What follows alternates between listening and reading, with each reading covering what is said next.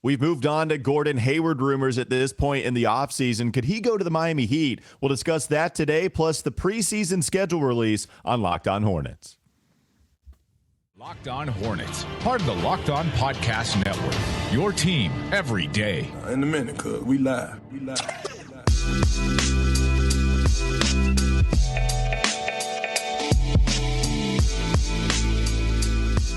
It's Locked On Hornets, a part of the Locked On Podcast Network. It's your team every day. Thanks for making us your first listen. We're free. We're available anywhere you get your podcasts. That includes YouTube, where you can continue to check us out, whether it be the Hornets that are real-time, current roster that we're talking about, or in the past. We've been visiting the Bobcats. Yes, we've been visiting the Bobcats era for Every Hornets Boxscore, a part of Doug's Substack, everyhornetsboxscore.com. We just talked about Steven Jackson's triple-double he recorded against the Phoenix Suns. So we put that episode out there yesterday. Go check that out. A game I was weirdly at. I attended that one, so I got to talk about that firsthand. Got to see Captain Jack actually get that first triple-double. So make sure you check it out anywhere you get your podcast, as well as checking it out YouTube, everyhornetsboxscore.com.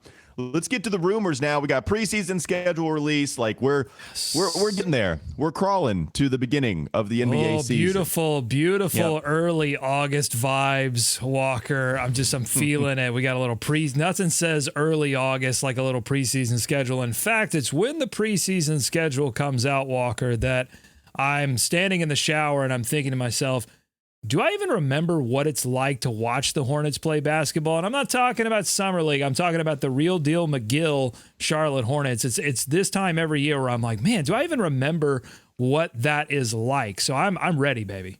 Yeah, preseason schedule release. It's the first time we get a bit of breaking news when the Hornets aren't involved in some of these offseason rumors, where they usually aren't.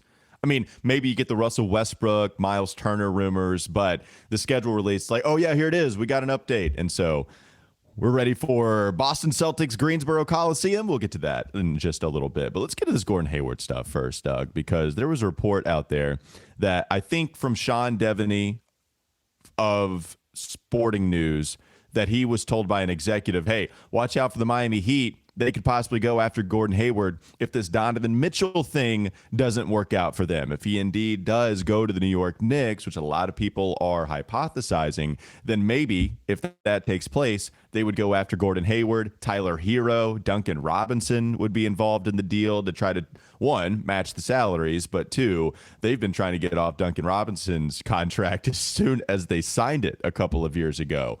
What do you make of the rumors that have come about regarding Gordon Hayward? Well, I have a correction to make already. So this, what I'm reading here is that Sean Devin is part of Heavy.com. Now, he may also be part of Sporting News. You're right. I might have gone, yes. I think that was like 3 years ago. I could be way off on that. He could be gone from Sporting News for like 3 years now. So I apologize to Sean Devin.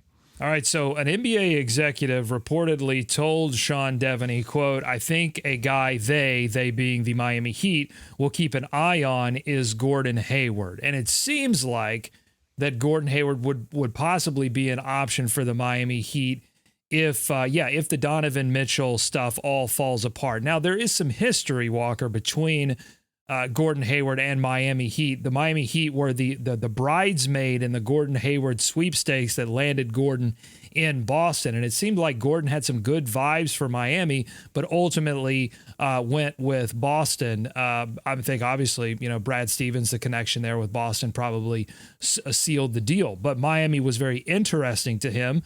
And Miami, they had some problems last year in the playoffs. Gordon Hayward is somebody that can come in and give them a little bit of boost on the defensive end. The players that are being talked about coming back to the Hornets in some kind of potential deal just because of salary matching are guys like Tyler Hero and Duncan Robinson that late in the season and into the playoffs, Duncan Robinson became unplayable for the Miami Heat because of his defensive issues, and Tyler Hero was also not as big of a factor as he was during the regular season in that playoff run. So some interesting desire there on both sides. On Miami's side, it's to upgrade their starting lineup even more.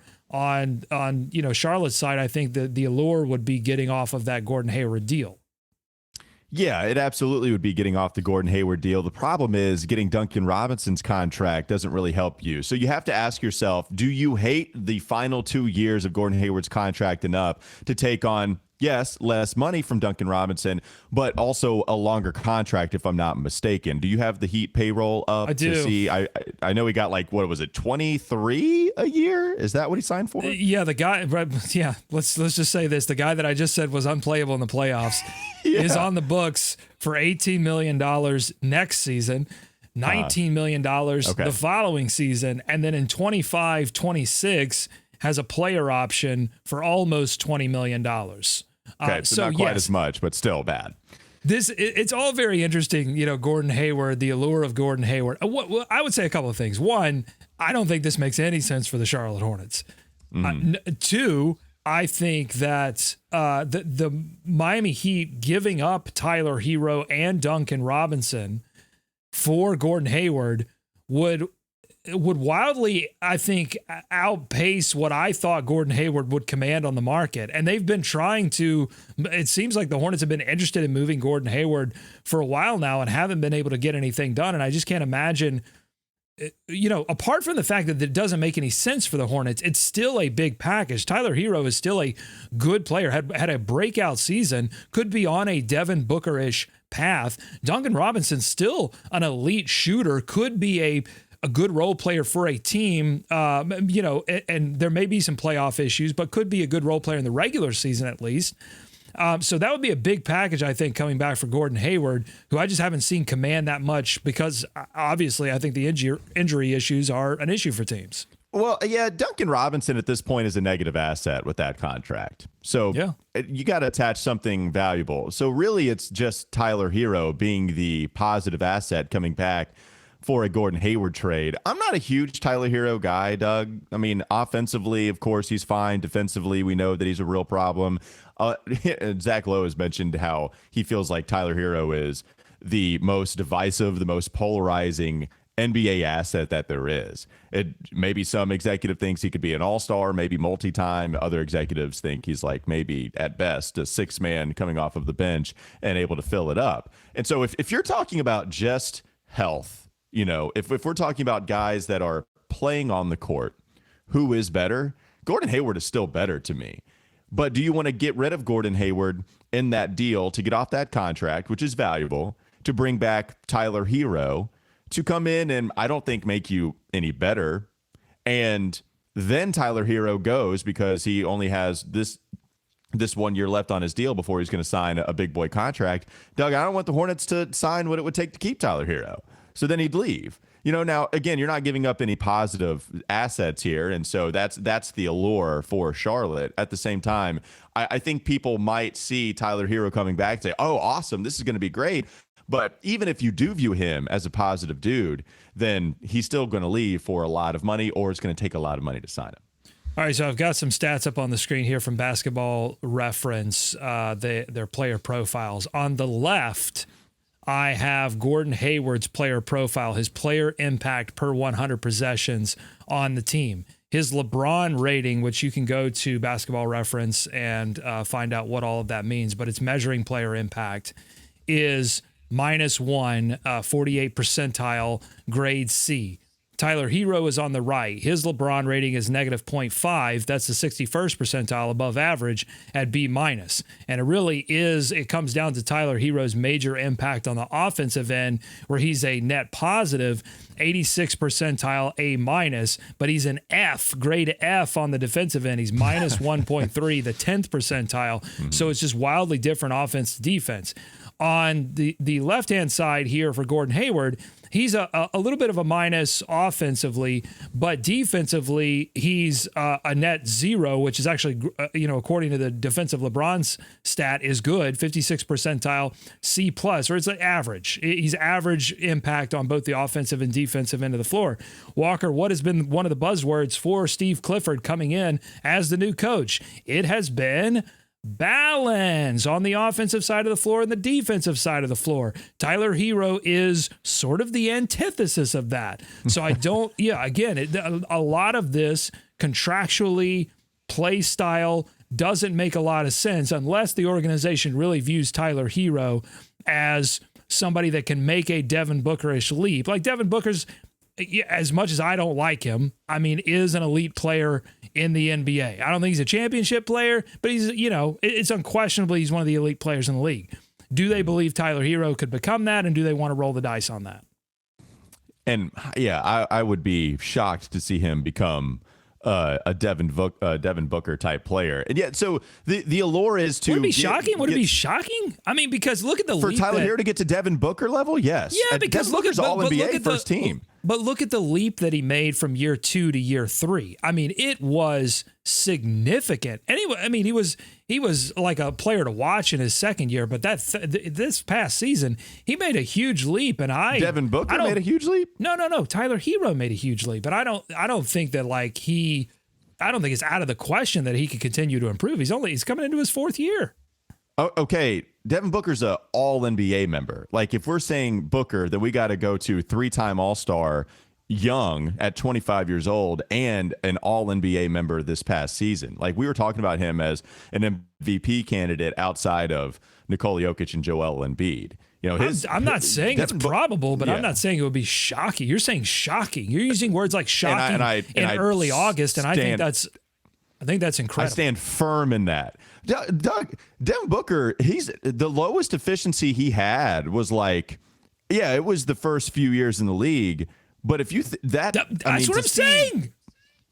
Yeah, but to see Tyler Hero go to a 48% field goal percentage type of guy and go first team all NBA, I'll put a lot of money on that Tyler Hero never sees first team all NBA. There's just no way to me. So yeah, I think you're making it. Look, if you think that there's a possibility, fine. There's no way I'd be willing to trade for that possibility. And I'm not saying you're saying you would, but there's no way I'd be willing to trade for that possibility. Like Devin Booker, I know he's your snooker. I know you've been doing that for years now. I get it, but man, like that, there's just no way to me. I don't see any way you can get there. All right, let's talk about some other guys besides Tyler Hero, Devin Booker to the Miami Heat. Coming up next on the Locked On Hornets podcast. Don't go to sleep on the Hornets just yet.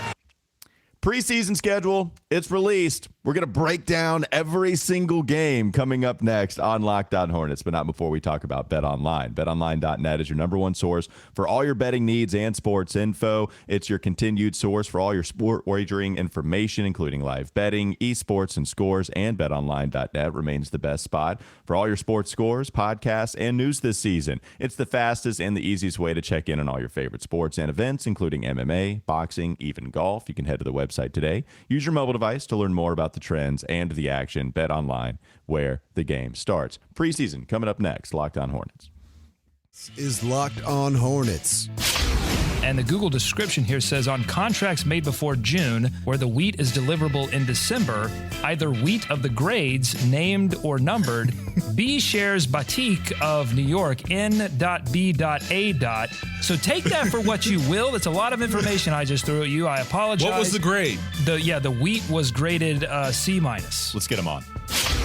It's time for more of the Locked On Hornets podcast.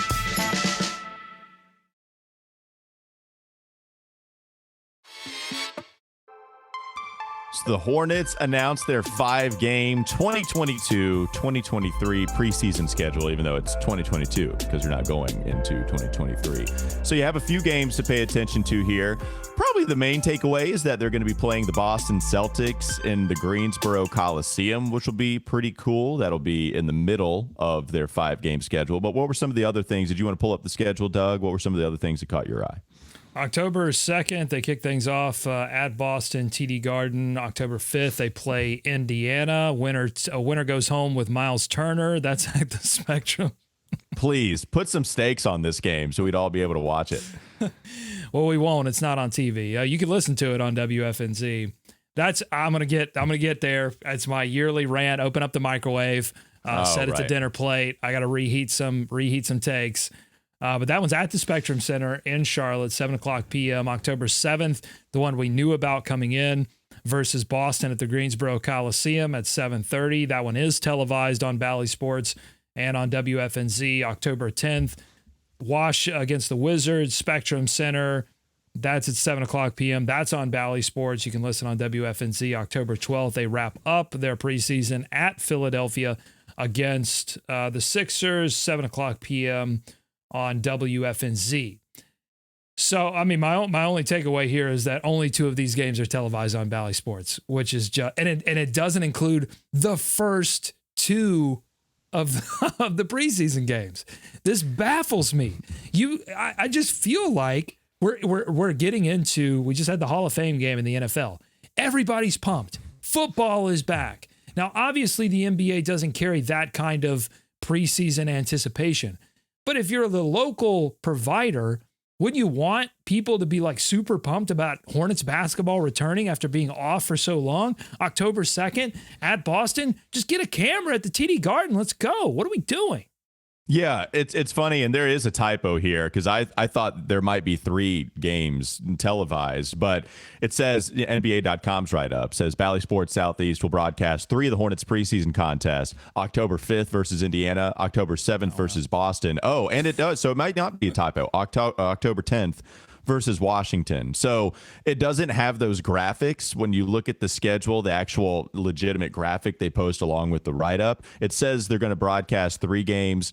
But some great. Now they're just not only are they not televising all of the games, now they're just making it confusing. Like you just don't know if they're right. But that's kind of my point, is that we know, right? If you're a Carolina Panthers fan, you know that all 4 preseason games are going to be available for you to watch. As a Hornets fan, unless you have League Pass or know how to navigate the dark corners of the internet, you have no guarantees that you're going to be able to see every single preseason game. There are not a lot of them. There are only 5. Right. It's crazy to me. I do think you are going to be able to watch 3. So again, October 5th versus Indiana, October 7th versus Boston. That's taking place in Greensboro Coliseum. October 10th versus Washington, Spectrum Center, 7 o'clock. That's going to be on Bally Sports Southeast. I'm seeing more of the outlets say 3 rather than 2. Still, to your point, you are getting 2 of these games. You're getting the first game not televised. It's not my fault. It's not my fault. I took the press release. I copy and pasted the press release. This is not my fault. I have a baby. When do they play? Who knows if they actually play? Maybe we'll turn it on and we'll see something else instead. Yeah, what are you looking for in preseason, Doug? Are you looking for different? Because I think we get to look at different stuff compared to Summer League because you're actually getting some real play from guys that are going to see the floor during the regular season. Is James Bouknight going to be ready by that point? If so, I think Bouknight would be an obvious answer to pay attention to here. Some of the younger guys. Still, I think Kai Jones is probably a storyline that carries over. I wonder if Kai Jones gets real preseason minutes and how he might look, because you do have a lot of big guys, right? It's not like you have a great center on the roster, but you do have a lot of big bodies. You do have Mason Plumlee, Mark Williams, Nick Richards, and Kai Jones pretty clearly plays center better than he does power forward. So who's the odd man out? It seems like it's going to be Nick Richards, but he was getting starts during Summer League. So I think the big man battle is still interesting. How does Mark Williams play with the starters? LaMelo Ball, how many lobs is Mark Williams catching from LaMelo Ball? I think those are the highlight kind of plays we're going to see. How much was Mark Williams impacted by the lack of point guard play in Summer League, and does he look a lot better offensively? Because I think he's going to look similarly defensively. I just think he just sort of has a natural instinct about how to play on that end of the floor. I don't think we're going to see a massive dip from him defensively in the preseason that we saw in Summer League. But offensively, I would hope that we see a little bit of a boost. I don't expect him to come right out of the gate and be an elite offensive player, but you would want to see a little bit of a boost now that he's playing with some legitimate point guards. But I don't think the big man battle is going to be what I'm watching most. It's going to be the battle for minutes on the wing. Whatever happens with Miles Bridges, I'm pretty confident in saying this thing seems like it's going to drag on into the preseason and into the regular season as well. And so whatever the end result ends up being, I don't, and I'm speculating a little bit, but because I'm not using any information that I've been given, but like, I don't expect him to be around for the start of the regular season either. And so I'm looking at battle on the wing right now. You know, Gordon Hayward, if he's not a member of the Miami Heat, then, he looks to start on the wing. but then you've got Kelly Oubre behind him. How much do they use Cody Martin? How much do they use Jalen McDaniels, JT Thor? I mean, JT Thor has a real opportunity to get not just like spot minutes like he had in year one, but a legitimate place in Steve Clifford's early rotation. And if you get a place in Clifford's rotation early, you're going to have a tough time, or it's going to be tough for you to lose it, because we know Clifford likes consistency there, and you've got a real chance to earn a legitimate spot in his late season rotation. So big preseason for McDaniels and Thor. Do you have a favorite preseason memory? And I ask this, I'll give you some time to think about it, because mine is PJ Washington's coming out party immediately upon stepping on the preseason floor. Oh, he had a huge first game, too. I broke some records for 3-point rates in that first game. That was his career high until Sacramento the following year. Yeah, I mean, he scored... I forget. I know he hit 7 threes, because I believe that's still a rookie record. I know Chris Duarte got close, but I think that might be a rookie record in his debut for how many threes has ever been hit in an NBA game for that type of player. But yeah, PJ Washington did not play summer league at all because he was still injured. Remember, I think he had that ankle injury when he was with Kentucky in the NCAA tournament. I think he was banged up a little bit. Doesn't play summer league, plays in the preseason, is awesome.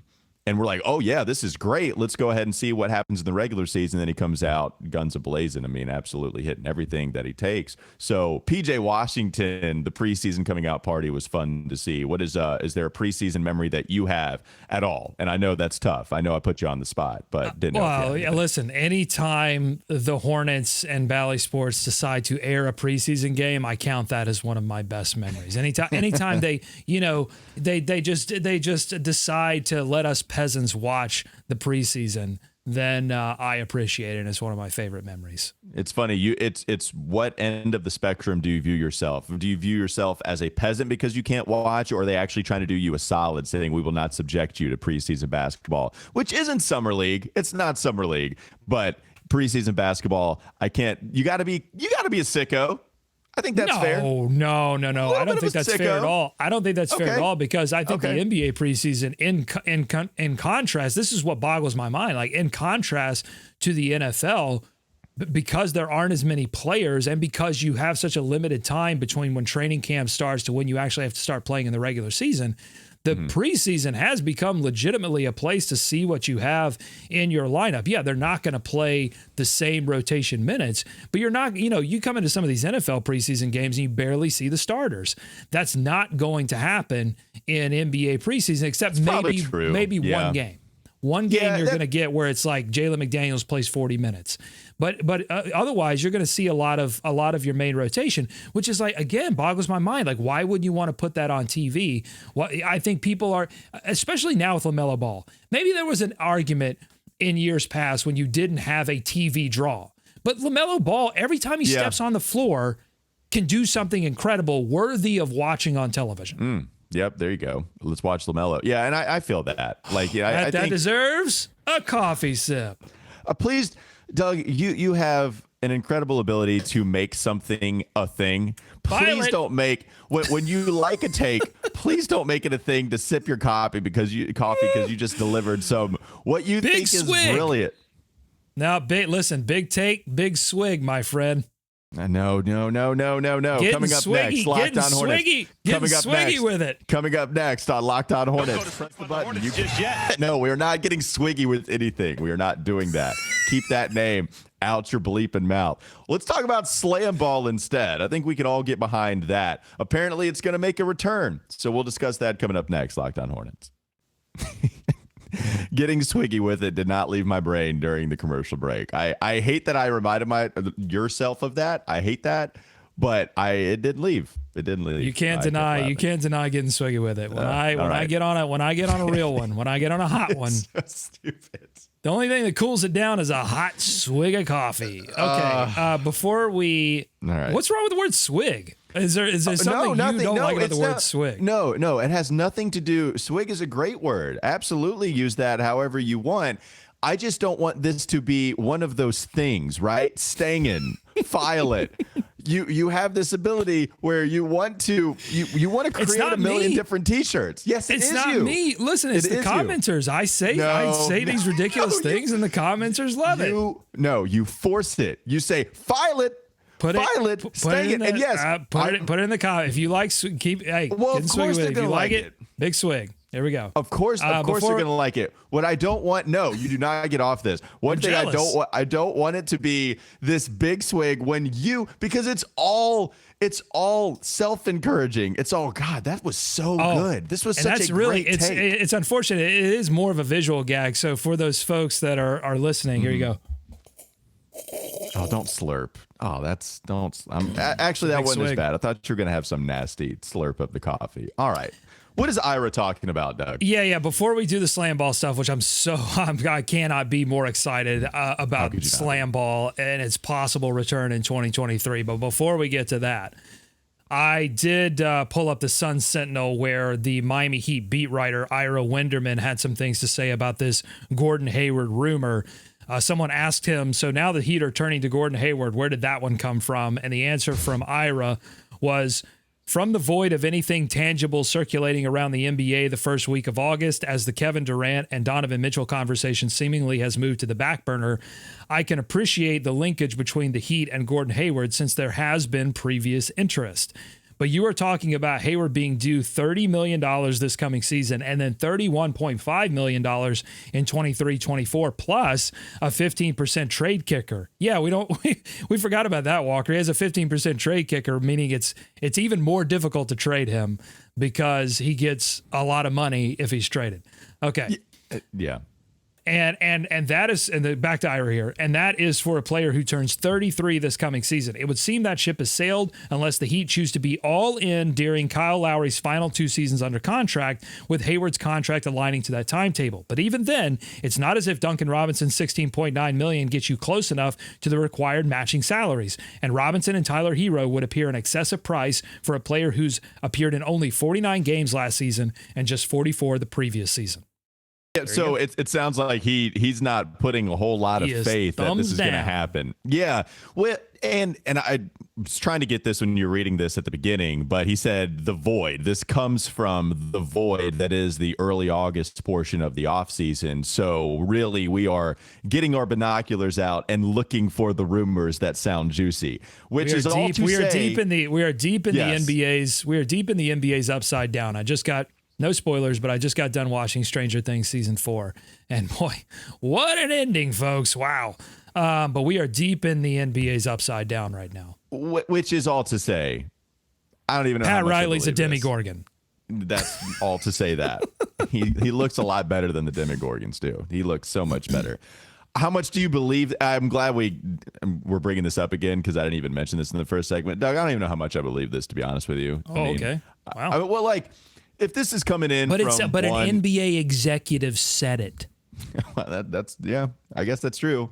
Are you an NBA executive? What level? Think so. What level of executive? What level of NBA executive is this one source where you don't match it with anybody else, and then you throw this thing out, and then it grabs traction because of aggregation, because we need it, because we've been recycling Donovan Mitchell content so much, and now putting it in the microwave, popcorn setting, setting level 2. Don't ever use, if your popcorn setting has 2 settings, just trust me, they haven't made popcorn for the first setting on a popcorn setting on your microwave. They haven't made that first level of a popcorn setting on your microwave. They haven't made popcorn that size in like 40 years. It's always the second setting on the popcorn setting on your microwave. Just a word to the wise. I didn't even know there are multiple settings for your popcorn button on your microwave. On mine, there is. Yeah, there are like 3 levels. I've found that the second level is the sweet spot. The third level, you're coming out with little black kernels. But second level, that's it. Beautiful. I haven't used the popcorn button for popcorn on the microwave in a long time. I used to love as a kid when that popcorn thing would flash instead of the time. When we get there like every 7 seconds or so, I was waiting for it. It was like watching the graphic on your computer screen, trying to see if it would go in the corner and fit like a puzzle piece. Popcorn, seeing that on the microwave. it was nice to see. I'm a big add 30-second guy. Anyways, we can move on. Yeah, let's talk about slam ball. Slam ball was awesome. When did this thing go away from us, Doug? I mean, we've been without slam ball for a long time. Well, it went away in the kind of early aughts. It came in the early aughts and went away pretty quickly, but then made a small comeback in like the 2010s, and now is seemingly, according to these reports, and this is coming out on the 20th anniversary of its television debut. Slam ball founder Mason Gordon told TMZ Sports that the league will return in summer of 2023. If you don't know what slam ball is, number one, Google it. Number two, YouTube it, because this is an amazing sport that combines football, it combines basketball, it combines trampolines. It's all which is together. the most important part. It's a contact sport. It's a basketball sport. It's high flying. It's dunkalicious. It's beautiful. And I miss it every single day. I watch the comeback, but I watched the comeback knowing that it wasn't real. So I really hope this is real. And if you didn't know, Walker, I don't know if you knew this, but one of the people that bankrolled slam ball in its early days was Mike Tolan. Do you recognize that name? I don't. Okay, I'll tell you, if you don't recognize that name, you might recognize this, The Last Dance. Mike Tolan is a television producer and was behind he made The Last Dance, and he has been involved in a lot of the ESPN 30/30 documentaries as well. So here's what I'm saying. I'm kind of pulling out my tinfoil a little bit. I'm saying Mike Tolan, The Last Dance, that was very successful. People wanted to watch that. It was a big TV event. Who was the star of The Last Dance, Walker? You know this name. Mike Tolan. This name. Oh, sorry. No, not Mike Tolan. The other Mike. Michael Jordan. You know who is good at basketball? Michael Jordan. So could Mike Tolan convince Mike Jordan to get on board with the slam ball revolution? To get on board, what I thought you might be doing, trying to create a link to where we see Michael Jordan jumping on a trampoline and dunking a basketball. It would make the comeback way easier. It would be. Although that would be disastrous. I don't know. It's a brutal sport. I mean, you have to dunk it. It's really brutal. I mean, look, Michael played in the 90s, and I get that was a much more physical brand of basketball, but it has nothing on slam ball, where if you go in for a dunk, you could end up with bruised ribs, a busted spleen. You could get split in half by one of the defenders under the goal who can just jump on a trampoline and spear you. Just the anchors that are supposed to time the jump and try to jump straight up, block your shot. I miss slam ball. I'm glad it's back. But What's it going to be on? Mike Tolan, Michael Jordan. Who knows? Put it on any channel. I'm ready. Put it straight. It's not on a channel. We don't do channels. It was streaming. It's got to be on streaming somewhere. It used to be on, what was it? Is that G4? What was that channel? G4 used to be Spike TV. You know, it's all of those kind of things. Ninja Warrior, man. Used to watch G4 for Ninja Warrior. Those guys are crazy. I don't know if you knew this, but slam ball failed to catch on primarily because the league owners, the people who created this sport, did not want to turn it into wrestling. Like, didn't want to turn it into sort of a televised, almost fake event. They really wanted to keep the sport pure. They liked the idea of the sport.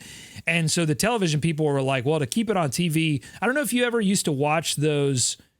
Oh man, I can't even remember the name of it. But as a kid, I watched these shows where it was like a Ninja Warrior competition, but it was all kind of like pro wrestling and martial arts mixed together. Yeah. Do you remember this at all? Not really. I did watch it for mostly Ninja Warrior to see those guys go at it, and then Slam Ball when it was on. I thought it was on that channel. I don't remember anything else. Yeah, there was a product that mixed martial arts and like professional wrestling storylines, and there were characters, and it was this whole like battle kind of thing. I think that's what they wanted to turn Slam Ball into, where there were like behind the scenes storylines and different things. And Slam Ball was like, no, we just want to jump on trampolines and dunk basketballs. We want this to be a legitimate sport. So now they get their third chance, third time's a charm. Mike Tolan, I'm hoping he can, use his last dance connection. Hopefully he doesn't wrestle Isaiah Thomas into this because he's ruined enough professional sporting organizations. Don't bother with Isaiah Thomas. Go to the real source, Michael Jordan. Let's go. Hornets connection. Maybe we get a Charlotte slam ball team. I would love that. And that's worthy of a big swig. All right, that'll do it for Locked On Hornets. Please, listeners, do not make this a thing and do not make me deal with this.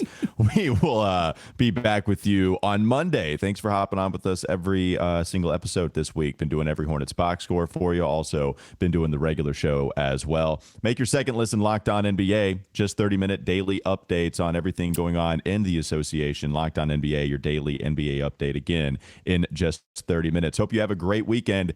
We'll be back with you on Monday.